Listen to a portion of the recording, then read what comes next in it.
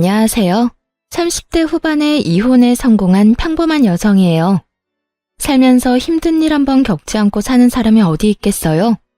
저도 그렇게 생각하며 여태 살아왔거든요. 그런데 정말 견딜 수 없는 일 앞에서는 아무것도 필요 없더라고요. 그 어떤 긍정적인 생각도, 인내도요. 이런 생각을 하게 만든 건 바로 시부와 전 남편이었죠. 저는 평범한 직장인으로 남들보다 조금 더 아껴 쓰는 버릇이 있었어요. 부모님이 두 분 다 불필요한 소비를 좋아하지 않으셨고 항상 꼼꼼하게 가계부까지 적어서 관리하셨기 때문에 일을 보고 자랐죠. 그래서 부모님은 돈을 알뜰살뜰 모으셨고 노후 걱정 없이 잘 지내고 계시거든요. 아버지는 재테크도 잘 해놓으셔서 은퇴하시고도 전혀 걱정이 없으실 정도였죠. 그런데 시댁은 저희와 전혀 다른 상황이었어요. 시부는 은퇴하기 전까지 평범한 직장인이었는데 완전 기분파였거든요. 예전부터 그런 시부의 행동을 보며 불안해서 남편에게 말하기도 했죠.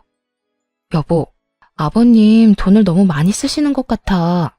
당신이 적당히 쓰시라고 좀 말려야 하지 않을까? 오죽하면 며느리가 시부의 소비 습관에 대해서 이렇게 말했겠어요. 그런데 정말 다른 사람들에게 과시하기 위해 번 돈을 족족 다 쓰셨거든요. 괜찮아. 아버지도 다 생각이 있으시겠지. 아무 생각 없이 저렇게 돈 쓰시지는 않을 거야. 반면 남편은 불안하지도 않은지 항상 저를 위로하면서 이런 말을 했죠.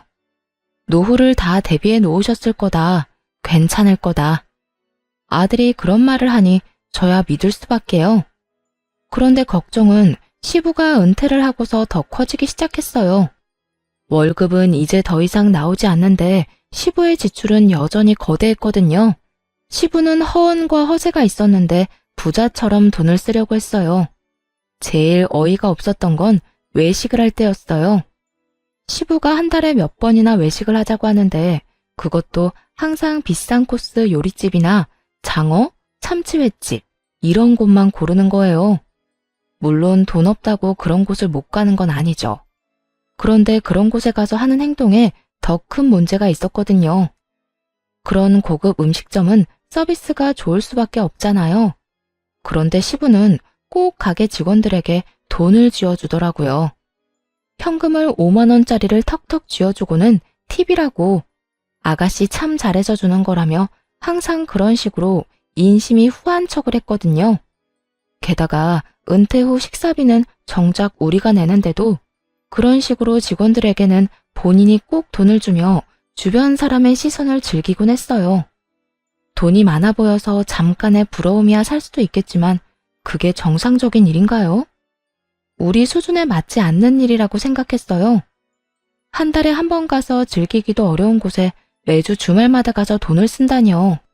게다가 나중에는 그 팁으로 주는 돈도 남편 주머니에서 나갔거든요. 그래서 하루는 시부에게 마음 단단히 먹고 말했죠. 아버님, 앞으로 이렇게 호화로운 음식점은 자주 못 올 것 같아요. 드시고 싶으신 게 있으면 집 근처 저렴한 맛집도 있으니 그쪽으로 모실게요.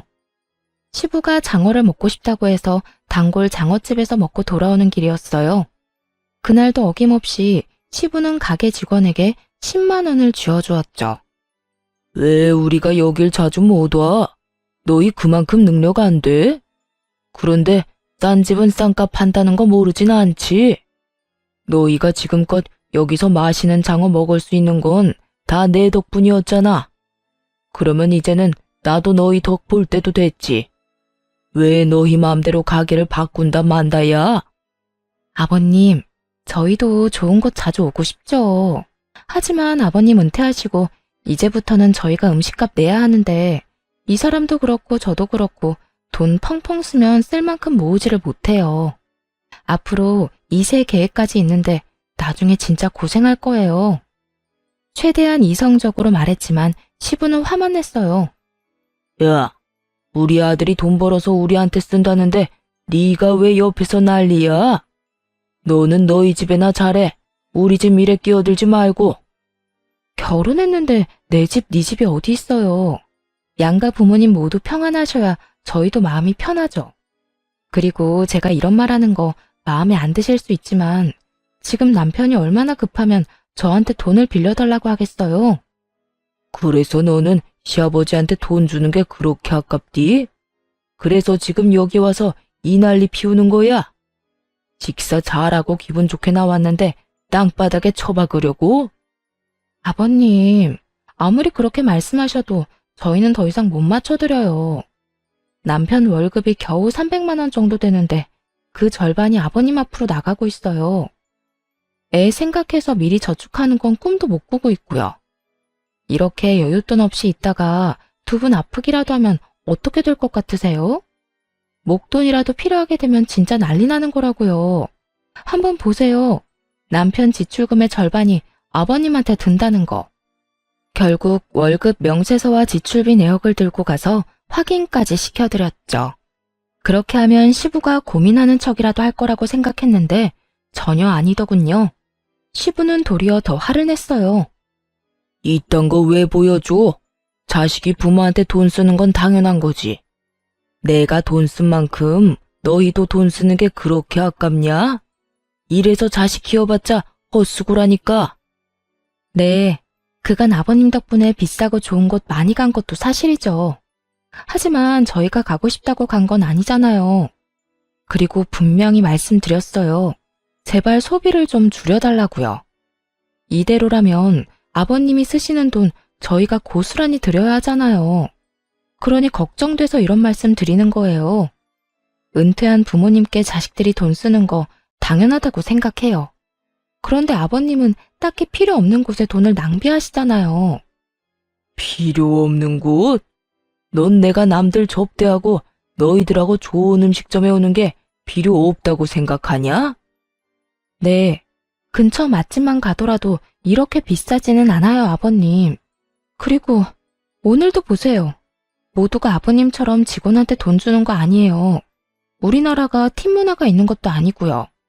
직원들이 우리한테만 눈에 띄게 더 잘해준 게 있나요? 그렇지도 않은데 아버님은 괜히 돈 쥐어주시고 그 사람이 고맙다고 하면 기분 좋아하시잖아요. 지금까지는 이야기하기 조심스러운 부분이라고 생각해서 참았지만 이제는 은퇴하셨으니까 저희 생각에 따라주시면 좋겠어요. 너는 그럼 팁 주는 게 아까워서 지금 나한테 이딴 소리나 하는 거냐? 나더러 질 떨어지는 가게나 가서 급 떨어지는 인간들하고 같이 식사하라고? 아버님, 같이 즐겁게 식사하는데 질이랑 급을 왜 나누시나요? 중요한 일이 있으시면 좋은 곳에 가실 수도 있죠. 그런데 아버님은 별일이 아니더라도 꼭 그런 곳에서 식사하고 돈을 내시잖아요. 보세요. 여기 남편 카드 명세서. 아버님이 쓰신 돈 메워놓느라 다른 곳에는 돈을 못 써요. 시부와의 대화는 다람쥐 쳇바퀴 돌듯 같은 자리에서 뱅뱅 돌기만 했습니다. 시부가 일할 때도 못마땅해서 남편에게 몇 번이나 얘기를 했었는데 은퇴 후에도 이렇게 돈을 쓰는 걸 보니 미치겠더라고요. 저 상태로 시부가 늙으면 그 돈을 부담해야 하는 건 다 우리잖아요. 게다가 자식이 많은 것도 아니고 아들 달랑 하나뿐인데 그 아들에게 모든 노후를 짊어지도록 만드는 시부가 전혀 이해가 안 됐어요. 그렇지만 아무리 말해도 귀등으로도 듣지 않고 의견을 굽히지도 않더군요. 그래서 시부에게 최후의 방법을 쓰기로 마음먹었어요. 아버님, 이것까지는 말씀 안 드리려고 했는데 이 사람 지금 빚까지 지면서 아버님 돈 갚고 있어요. 무려 제 친정 아버지께요. 친정이라는 단어는 정말 말하고 싶지 않았어요. 생색 같은 거 내고 싶은 마음도 없었고 부담을 주고 싶은 것도 아니었어요. 그저 시부를 멈추게 하기 위해 약점을 건드려야겠다는 생각뿐이었죠. 그건 역시 저의 친정, 시부가 가장 싫어하는 단어였어요. 시부와 친정아버지는 같은 지역 출신으로 서로의 지인을 많이 알고 있었거든요. 결혼 전에도 건너 알 정도로 지인이었는데 결혼하면서 사돈이 된 거예요. 친정아버지는 동네에서도 소문난 알부자였고 시부도 그걸 알고 있었어요. 그렇지만 아버지도 저도 과소비나 낭비는 절대로 하지 않는 사람들이었어요. 그래도 돈을 써야 할 때는 아끼지 않고 쓰는 편이었죠. 시부는 그런 친정아버지에게 기묘한 열등감을 가지고 있는 게 틀림없었어요. 특히 이런 식으로 친정 도움을 받는 걸 정말 못 견뎌 했거든요. 결혼 후에 몇 번 친정 이야기를 했다가 시부가 정말 놀랄 만한 일을 해서 그 뒤로 친정 이야기를 시댁에서 일절 꺼내지 않았어요. 도대체 어떤 짓을 했냐고요? 친정아버지가 외제차를 사셨다고 하면 시부는 더 좋은 외제차를 샀고요. 친정아버지가 시부도 아는 지인에게 좋은 식사를 대접했다고 하면 시부는 무조건 그보다 더 비싼 곳에서 그 사람에게 식사를 대접하더라고요. 아무래도 계속해서 이러다가는 집안 뿌리 뽑겠다는 걱정이 들어서 그 뒤로는 절대 시부에게 친정아버지 얘기를 꺼내지 않았죠. 남편도 그런 상황을 알고 있었으니 걱정스럽게 말하더군요. 여보, 친정 얘기는 하지 않기로 했잖아. 다급하게 저를 말리는 남편에게 시부가 화를 버럭 냈어요. 야, 너는 차라리 대출을 받았어야지. 처갓집에서 돈을 왜 빌려다 써? 부끄럽지도 않아? 쪽팔리지도 않아? 너 능력 없는 놈이라고 여기저기 소문낼 일이 있어? 아버지, 대출이자가 요새 얼마나 높은지 아세요? 그래요. 처갓집에서 돈 빌렸습니다. 5천만 원 차용증까지 써서 빌렸어요. 무이자로 편할 때 갚으라는데 그 좋은 조건 놔두고 왜 대출을 써요? 제가 돈 빌린 것도 다 아버지 때문인데. 그래서 지금 돈 적게 쓰시라고 말씀드리고 있는 거잖아요. 친정에서 돈을 빌리자고 말한 건 저였어요. 시부가 감당할 수 없을 정도로 돈을 계속 쓴다면 그 돈이 어디에서 나왔는지 알려줘서 혼쭐을 좀 내줄 생각이었죠. 하지만 남편과 제가 뭔 말을 해도 시부는 눈썹 하나 까딱 안 했어요. 그러니까 제발 돈 좀 아껴 쓰세요. 그리고 전에 드렸던 카드도 이제 못 쓰실 거예요. 유효기간 만료됐는데 재발급 안 할 생각이거든요. 그럼 내 용돈은 너희가 당연히 줘야지. 대신 매달 50만 원씩 드릴게요. 그런데 카드는 다시 못 드려요. 만약 쓰고 싶으시면 남편이 빌린 돈부터 저희 아버지랑 해결하고 나서 말씀하세요. 그 돈 온전히 아버님 때문에 빌린 거잖아요. 갚으라고 하진 않을 테니까 제발 앞으로 더 쓰지만 마세요. 그렇게 이야기하자 결국 시부가 꼬리를 내리더군요. 내가 왜 사돈이랑 돈 이야기를 해? 그것도 내 허락 없이 빌린 돈으로. 그건 너희가 알아서 해야지. 정말 더럽고 치사해서 이제 너희한테 돈 달라고 안 한다. 그러니까 앞으로 이런 선 넘는 말 나한테 하지 마라. 어디 며느리가 눈에 힘 빡 주고 시아버지를 쳐다보면서 지적질이야? 할 말이 크게 없었는지 시부가 마지막으로 투덜거리고는 집으로 돌아갔어요. 그 모습을 보면서 진짜 가슴을 쓸어내렸잖아요. 이렇게까지 했으니 좋아질 거라는 생각을 하면서요. 그런데 세상 일이 그리 만만한 게 아니더군요. 몇 달간 연락이 없어서 시부가 드디어 정신 차렸다고 생각했거든요. 시부에게 놓은 따끔한 주사가 약발을 제대로 발휘하나 보다 했는데 그게 절대 아니었다는 걸 깨닫게 됐어요. 카드를 끊고 매달 용돈을 정해줬으니 안심한 제가 정말로 순진한 사람이었더라고요. 시부는 그 이후로도 수많은 지인들에게 돈을 펑펑 쓰고 돌아다녔어요. 예전보다 더 많이, 더 성대하게 말이죠. 그 소식을 어떻게 들었는 줄 아세요? 바로 친정아버지의 입을 통해 알게 됐답니다. 야, 너희 시아버지 지금 난리도 아니던데 괜찮은 거 맞아? 어머니에게 반찬을 받으러 친정에 잠시 들렀는데 친정아버지가 걱정스러운 얼굴로 말을 건네셨어요. 어? 무슨 난리? 우리 요새 연락 많이 안 해. 주말마다 가던 것도 한 달에 한 번으로 줄였고. 근데 무슨 일인데? 모임 사람들 몇 명 데리고 가서 완전히 돈 펑펑 쓰고 왔다는데 저번에 식사 같이 하고 온 정 사장이 그러더라고. 은퇴 기념이라고 식사 대접했다는데 영수증에 찍힌 돈이 300만 원이 넘었단다. 10명 정도 갔다는데 밥만 먹어서 그만큼이면 대체 얼마나 비싼 데를 간 거냐? 저번에 우리 사위가 나한테 돈 빌려갔는데 그거 알고는 있는 거야? 그 이야기를 듣는데 눈앞이 노래지더군요. 고작 한 끼를 먹는데 300만 원 넘게 지출한 시부. 낭비벽이 사라진 게 아니었어요. 너무나 걱정되는 건 그 돈이 도대체 어디서 나왔냐는 거였죠. 집에 돌아오자마자 남편을 닥달했어요. 여보, 당신이 좀 알아봐봐. 아버님 도대체 무슨 생각으로, 아니, 무슨 돈으로 그렇게 지르신 건지. 여보, 이제 그만 좀 해. 아버지한테 돈도 적게 드리고 있고 카드도 안 드렸잖아. 그러면 알아서 돈 쓰고 계시는 거겠지. 우리가 그런 것까지 어떻게 다 신경 쓰면서 살아? 전에 얘기한 거 잘 알아들으셨을 테니까 이제 제발 그만 좀 하자, 어? 그걸 떠나서 아버님이 지금 돈을 너무 많이 쓰고 계신 거잖아. 하루에 300만 원 이상 지출이 나오는데, 여보, 이건 그냥 아버님께 맡겨서 될 일이 아니라고. 무슨 일인지 확인을 해야 해. 당장 어디서 그 돈이 났겠어? 대출이라도 받으신 거면. 걱정 그만하래도. 그리고 막말로 우리가 아버지 인생에 이렇게 간섭하는 거 그것도 좋지 않은 거야. 아버지 이해하려고 노력해야지. 왜 매번 아버지 하는 일마다 딴지를 걸어? 일이 한 번 터지면 너무 규모가 클 테니까 그렇지. 그래서 지금 확인도 안 해보겠다는 거야? 아버지 뒷조사는 좀 아닌 것 같아. 조금만 지켜봐주면 안 되겠어? 아버지도 생각이 있으시겠지.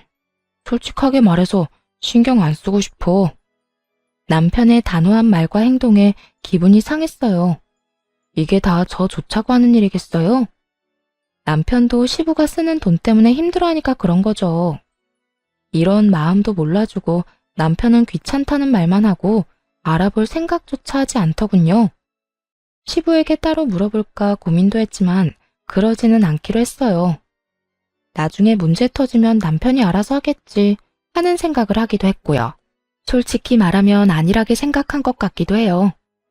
그래, 알아서 해. 당신 집안일이니까 당신이 알아서 잘 해결하겠지? 나중에 일 터지고 나서 나한테 와서 뭐라고 하지 마. 알았어?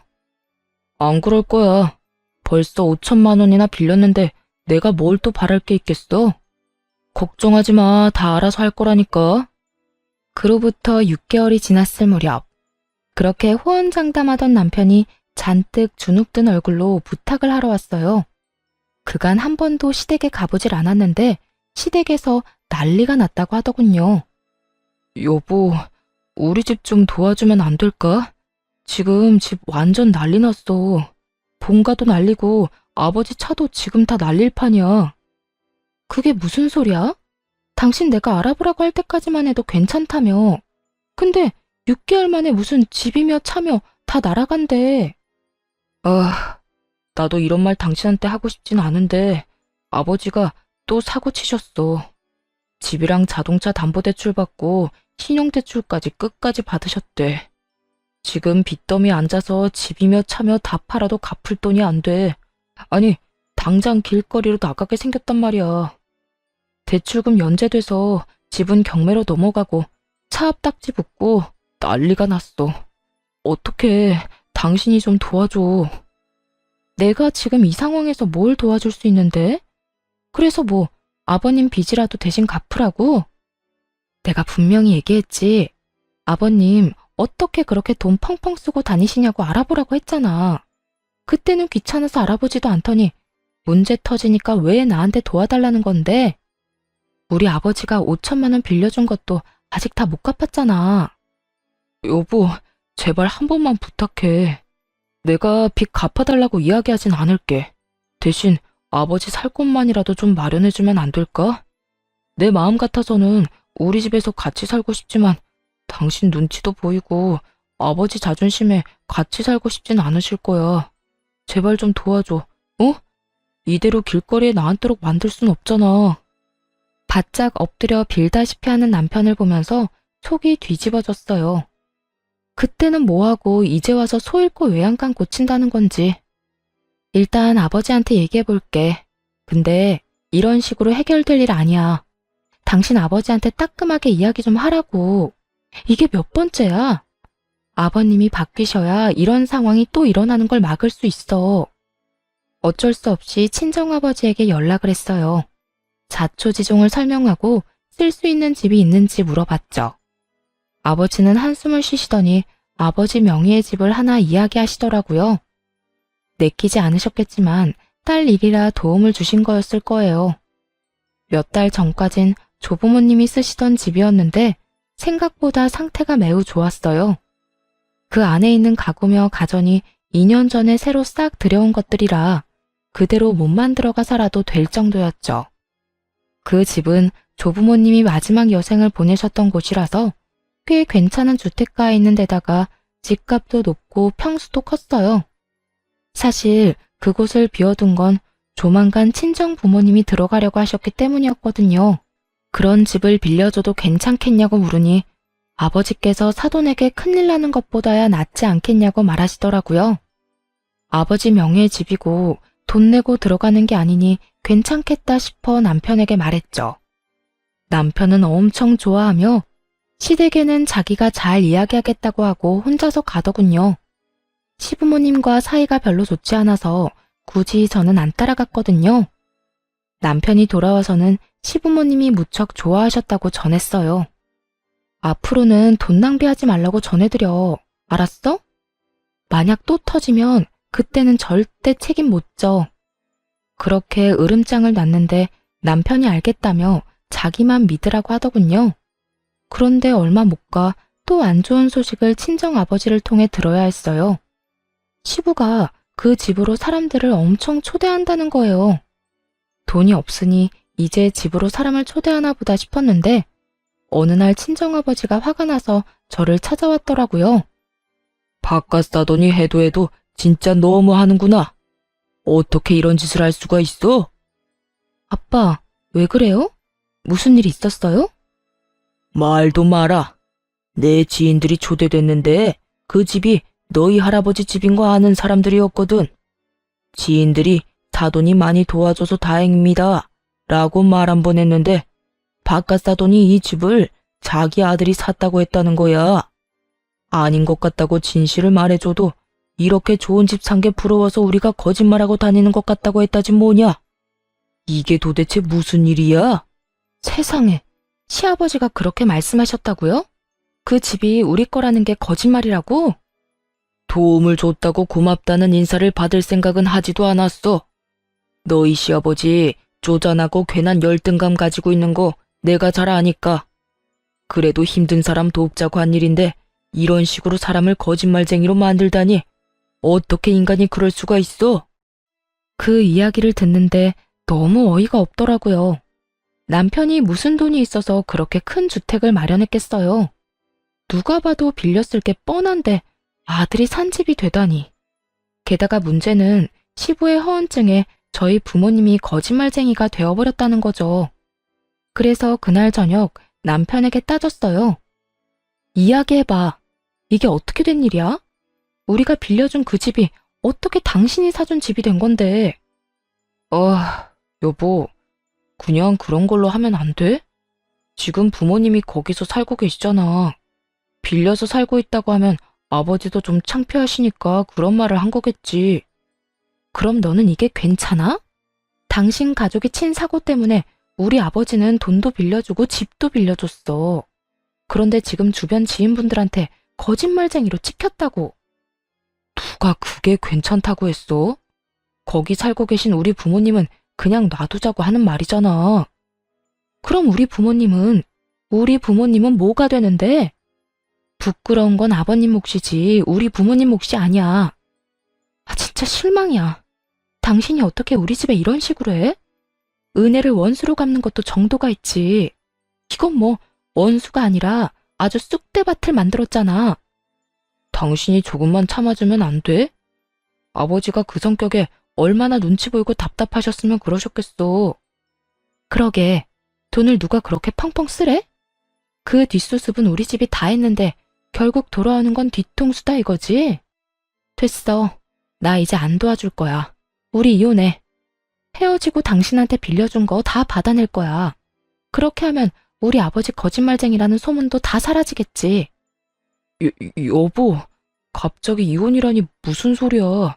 절대 안 돼. 너무 감정적으로 굴지 마. 그런 소리해서 미안해. 내가 한 사람 한 사람 다 찾아가서 오해가 있었다고 설명할 테니까. 아니, 그럴 필요 없어. 생각해보니까 이렇게 하는 게 맞아. 언제까지고 친정이 당신 집안 뒤치다꺼리 해줄 수는 없잖아. 이제 그만하자. 여기까지 해. 그렇게 이혼하자고 했지만 역시나 남편은 받아들이지 않았어요. 이혼하게 되면 빌린 돈도 다 갚아야 했고 집도 다시 되돌려줘야 했으니까요. 하지만 이미 정이 확 떨어져 버린 걸 어쩌겠어요. 마음이 초조했는지 남편이 사정하고 비는데도 바로 소송 시작했어요. 당신이 아버님 사고 친 거 수습하면 합의 이혼 정도는 할게. 그런데 수습도 안 하면 합의는 절대 없을 거야. 그리고 이혼하고 나면 내가 그 집에서 살 테니까 당신 부모님한테 다른 집 구하시라고 전해줘. 여보, 진짜 이럴 거야? 왜 이렇게 사람이 냉정해? 날 이렇게 만든 건 당신 집안 사람들이야. 내 탓을 하지 말고 당신 아버지를 탓해. 난 뒤통수 치는 사람들하고 가족 못해. 결국 이혼 소송이 진행됐습니다. 그동안에도 시부모는 연락 한 번 없었어요.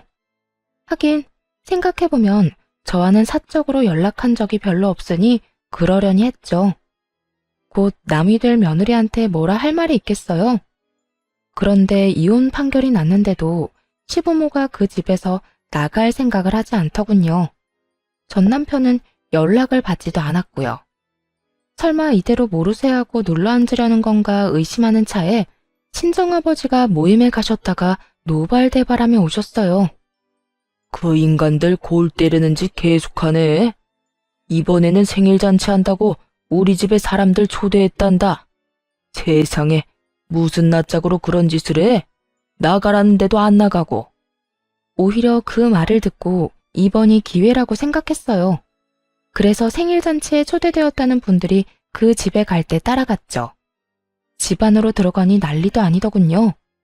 전 시부 생일이랍시고 온갖 치장을 해놓고 조부모님의 텃밭마저 헤집어놨더라고요. 그리고 그곳에서 연락도 받지 않던 전 남편과 마주했죠. 당신이 여긴 왜 왔어? 내가 못 올 곳 왔어? 여기 우리 아빠 집이잖아. 나가라고 그렇게 말했는데도 안 나가더니 남의 집에서 잔치까지 해? 당신이 내 연락 다 무시하길래 여기까지 왔다. 왜? 당장 짐 싸서 나가? 그러자 전 남편이 급히 다가오더니 손을 붙들고 내보내려고 하더군요. 그때 전 시부가 나타났어요. 이게 누구야? 거짓말쟁이들 아니야? 우리 아들이 나한테 사준 집을 자기들 집이라고 우긴 사람들. 난 자네 가족은 초대 안 했는데 왜 여기 왔어? 꼴값 돌려고 왔어? 왜? 우리가 이런 좋은 집에서 사니까 배가 아픈가 봐? 전 시부는 진실도 모르면서 엄청 세게 나오더군요. 많은 사람들이 보는 앞에서 저와 친정 부모님을 욕보이고 싶었나 봐요. 주변 사람들도 아주 흥미진진하게 바라보고 있었고요. 거짓말쟁이? 아직도 그딴 소리 하는 거야? 그럴 줄 알고 나도 그냥은 안 왔지. 이거나 확인하고 이야기하자고. 그따위 종이 쪼가리가 뭐라고? 부러우면 그냥 부럽다고 말해. 여전히 말이 전혀 통하지 않더군요. 결국 친정아버지께서 경찰에 신고했어요. 예, 지금 제 집에서 사돈 양반들이 안 나갑니다. 딸이 이혼 전에 시댁에 잠깐 빌려준 집인데 나가라고 해도 안 나가네요. 전 시부는 그 모습을 보더니 그제야 의심이 든 모양이더군요. 급히 친정아버지 손에 들린 종이를 낚아챘어요. 그 종이가 뭐였냐고요? 이 집 주소로 된 등기부 등본이었죠. 거기엔 당연히 친정아버지 이름이 적혀 있었고요. 이거 거짓말이지? 야, 아들, 왜 이 집이 이 인간 집이야? 아버지, 제가 좀 이따 말씀드릴게요. 우선 사람들부터. 이게 다 뭐냐고 묻잖아. 너 설마 이 인간들 집 빌려온 거야? 너 나한테는 돈 주고 빌렸다며? 설마 거짓말한 거야? 제대로 말해보라고 이 자식아. 아버지가 먼저 잘못하신 거잖아요. 처갓집에 열등감 갖고 계신 거 뻔히 아는데 어떻게 진실을 말씀드리겠어요? 그랬으면 여기 들어와서 살 수나 있었겠어요? 뭐? 이 자식이? 저도 이 집을 그냥 빌려온 줄 아세요? 자존심 다 팽개치고 마누라 앞에서 바짝 엎드려서 빌었다고요. 그리고 제가 언제 이 집 사드렸어요? 처음에 분명히 빌렸다고 말했어요. 그걸 사람들한테 멋대로 아들이 사준 집이라고 말하고 다닌 건 아버지고요. 전 남편의 폭탄 발언에 주변에 있던 사람들이 모두 쑥덕거렸어요. 그럼 이 집이 진짜 자기 집이 아니었던 거야? 사람들한테는 자기 아들이 사준 집이라고 그렇게 자랑을 하더니 아무리 허풍이 세도 그렇지 거짓말을 하면 쓰나? 게다가 진짜 집주인을 거짓말쟁이로 모함한 거지? 최악이다.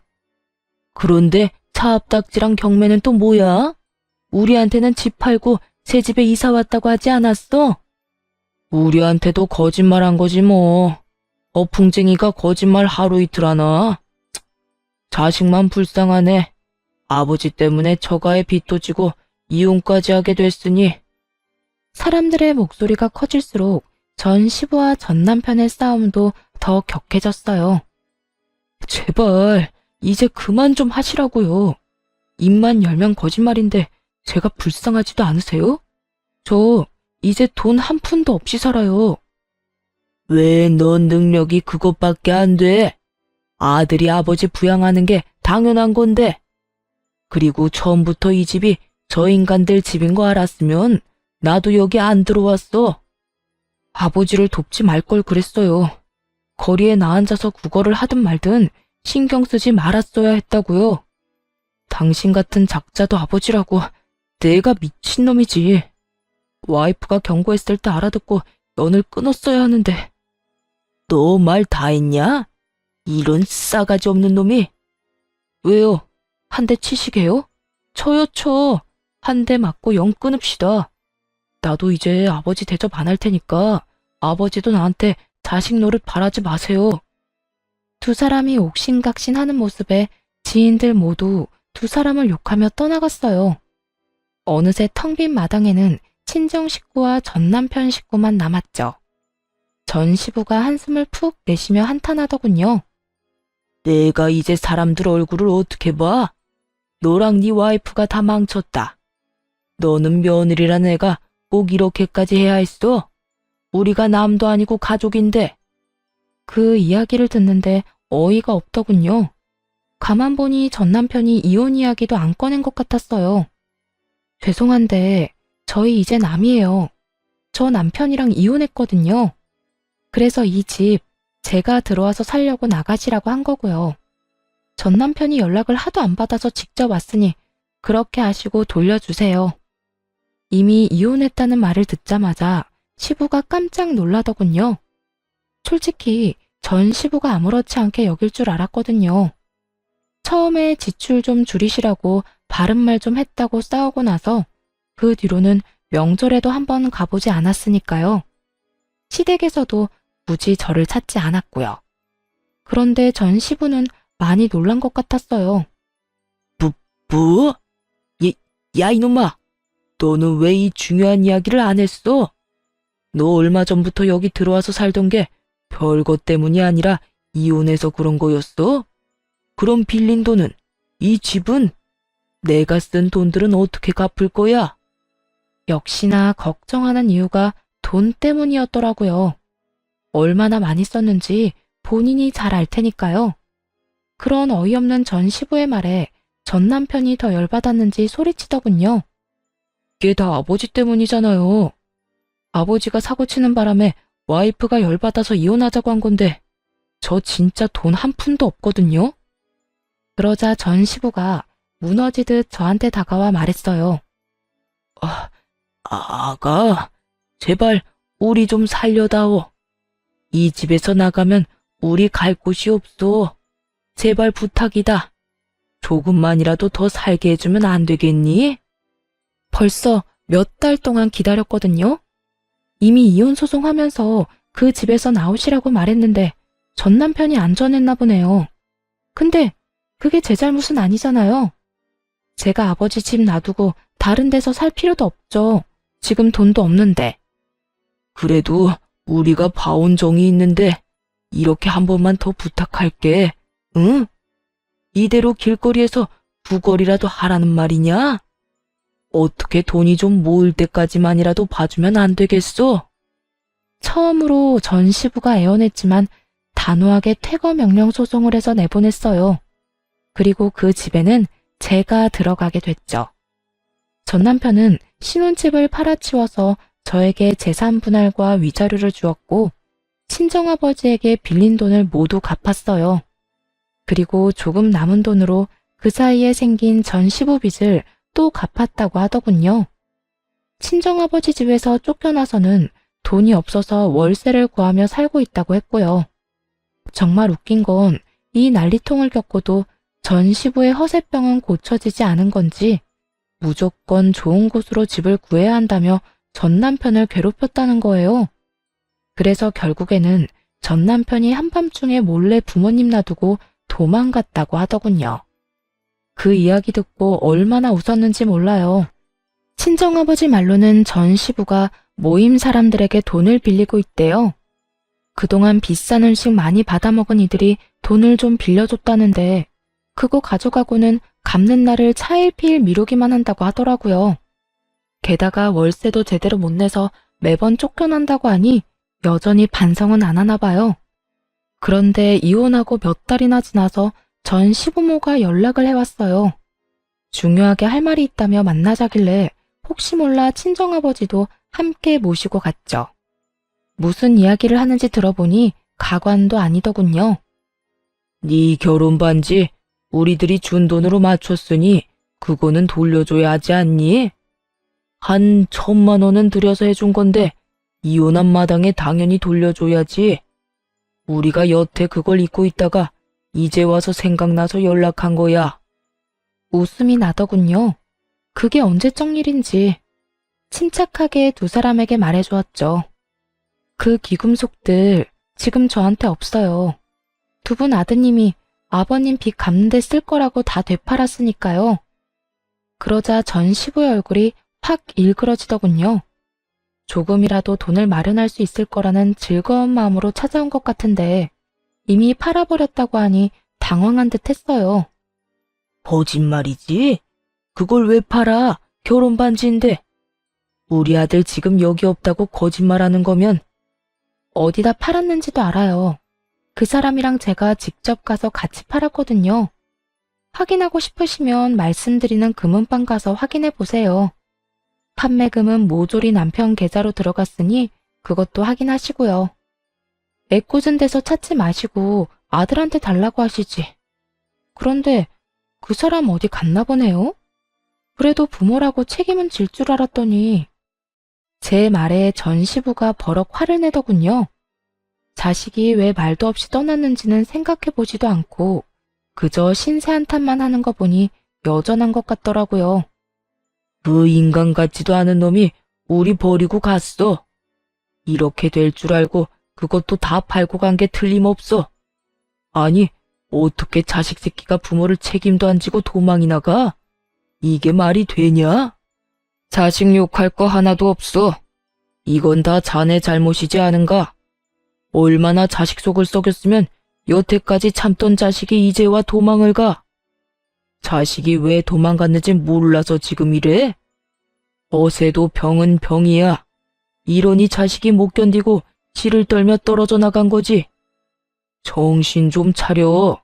언제까지 이렇게 살 거야? 친정아버지의 따끔한 말에 전 시부는 아무 말도 못하더군요. 이미 아들은 부모를 버리고 떠났고 아무것도 없이 남겨뒀잖아요. 자기 무덤 자기가 팠으니 할 말 없을 수밖에요. 결국 전 시부는 친정아버지와 대화 후 본전도 못 찾고 쫓겨나 버렸죠. 그 뒤로 두 사람이 어떻게 사는지 듣지도 못했어요. 전 남편은 전 남편대로 아무것도 없이 어디서 새로운 시작을 하는지 듣지도 못했고요. 그렇게 저와의 인연은 확실하게 끊어졌어요. 사실 허세가 나쁘다고만 생각하진 않아요. 그렇지만 너무 과도하거나 분수에 맞지 않은 소비는 본인의 목줄만 죄일 뿐이에요. 가끔씩 낭비를 하고 싶을 때마다 전 시부를 떠올리며 아껴 써야겠다는 생각을 해요. 그러면 절대 그렇게 되지 말아야지. 다시 한번 스스로를 점검하게 된답니다. 긴 글 읽어주셔서 감사합니다. 모두들 행복한 하루 되세요.